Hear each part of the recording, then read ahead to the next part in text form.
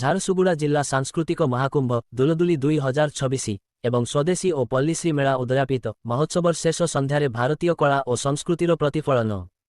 ଅସୀମା ପଣ୍ଡାଙ୍କ ସଙ୍ଗୀତ ମୂର୍ଚ୍ଛନା ଓ drone laser show ସାଜିଲା ମୁଖ୍ୟ ଆକର୍ଷଣ। ଜିଲ୍ଲାର ପ୍ରସିଦ୍ଧ 5 ଦିନିଆ ସାଂସ୍କୃତିକ ମହୋତ୍ସବ ଦୁଲଦୁଲି ବିନା 2026 ଏବଂ ଏଥିସହିତ ଆୟୋଜିତ ସ୍ୱଦେଶୀ ଓ ପଲ୍ଲିଶ୍ରୀ ମେଳା ଆଜି ଏକ ଭବ୍ୟ ଉଦଯାପନୀ ସମାରୋହ ସହ ସମାପ୍ତ ହୋଇଯାଇଛି।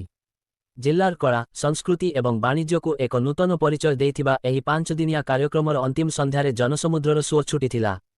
ଜିଲ୍ଲା ସଂସ୍କୃତି ପରିଷଦର ଅଧ୍ୟକ୍ଷ ତଥା ଜିଲ୍ଲାପାଳ ଶ୍ରୀ କୁଣାଲ ମୋତିରାମ ଚୌହାନ ଆଇଏଏସ୍ କାର୍ଯ୍ୟକ୍ରମରେ ସଭାପତିତ୍ୱ କରିଥିବା ବେଳେ ଆରକ୍ଷୀ ଅଧୀକ୍ଷକ ଶ୍ରୀ ଜି ରାଘବେନ୍ଦ୍ର ରେଡ୍ଡି, ବିଭାଗୀୟ ବନଖଣ୍ଡ ଅଧିକାରୀ ଶ୍ରୀ ମନୁ ଅଶୋକ ଭଟ୍ଟ, ଆଇଏଏସ୍ ପ୍ରୋବେସନର ଶ୍ରୀ ପ୍ରଜ୍ଞାନନ୍ଦନ ଗିରି ଏବଂ ଲାଇକେରା ବ୍ଲକର ଅଧ୍ୟକ୍ଷ ଶ୍ରୀ ସଞ୍ଜିତ କୁମାର ନାୟକ ସମ୍ମାନିତ ଅତିଥି ଏବଂ ପଦ୍ମଶ୍ରୀ ଗୁରୁ ଭାଗବତ ପ୍ରଧାନ ସ୍ୱତନ୍ତ୍ର ଅତିଥି ଭାବେ ଉପସ୍ଥିତ ରହିଥିଲେ।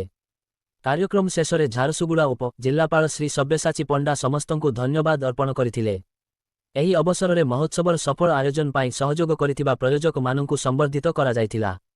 ସେମାନଙ୍କ ମଧ୍ୟରେ ଏପ୍ସିଲନ୍ କାର୍ବନ କମ୍ପାନୀର ସିଏସ୍ଆର୍ ମୁଖ୍ୟ ଶ୍ରୀମତୀ ଋତୁପର୍ଣ୍ଣା ଦେ, ରୁଙ୍ଗଟା ସନ୍ସ ପ୍ରାଇଭେଟ୍ ଲିମିଟେଡର plant head Shri Charan Kumar Jena, NTPC ଦଲିପାଲିର ଜେନେରାଲ ମ୍ୟାନେଜର ଶ୍ରୀ ରବୀନ୍ଦ୍ର ଶର୍ମା ଏବଂ ଟିଆର୍ଏଲ୍ କ୍ରୋସାକିର ଉପ ସଭାପତି ଶ୍ରୀ ସୁଶାନ୍ତ କୁମାର ଦାସ ପ୍ରମୁଖଙ୍କୁ ଜିଲ୍ଲା ପ୍ରଶାସନ ପକ୍ଷରୁ ସମ୍ମାନିତ କରାଯାଇଥିଲା। ଏଥିସହ ଝାରସୁଗୁଡ଼ା ଉପରେ ଆଧାରିତ ଝାରସୁଗୁଡ଼ା ଗାଥା ସଙ୍ଗୀତର ସ୍ରଷ୍ଟା ଶ୍ରୀମତୀ ମନ୍ଦାକିନୀ ଶତପଥୀ ଏସ୍ ଏକାଡେମୀର ଶ୍ରୀମତୀ ରାଜଶ୍ରୀ ତ୍ରିପାଠୀ ତଥା ତାଙ୍କ ସହଯୋଗୀ ଏଇତ ଜୀବନ ଫାଉଣ୍ଡେସନର ଶ୍ରୀମତୀ ସୁଜାତା ମିଶ୍ର ଏବଂ ଅଭିନବ କଳା ମନ୍ଦିରର ଶ୍ରୀ ମଳୟ ବିହାରୀ ନାୟକ ପ୍ରମୁଖଙ୍କୁ ଜିଲ୍ଲା ପ୍ରଶାସନ ପକ୍ଷରୁ ସମ୍ମାନିତ କରାଯାଇଥିଲା।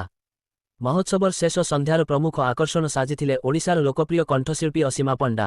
ତାଙ୍କର ସଙ୍ଗୀତ ଯାଦୁରେ ସମଗ୍ର ପେଣ୍ଡାଲ ଉଲ୍ଲସିତ ହୋଇଥିଲା। ଏଥିସହ ଡ୍ରୋନ୍ ଲେଜର ଶୋ ମାଧ୍ୟମରେ ଓଡ଼ିଶାର କଳା ଓ ଭାସ୍କର୍ଯ୍ୟର ଭବ୍ୟ ପ୍ରଦର୍ଶନ କରାଯାଇଥିଲା।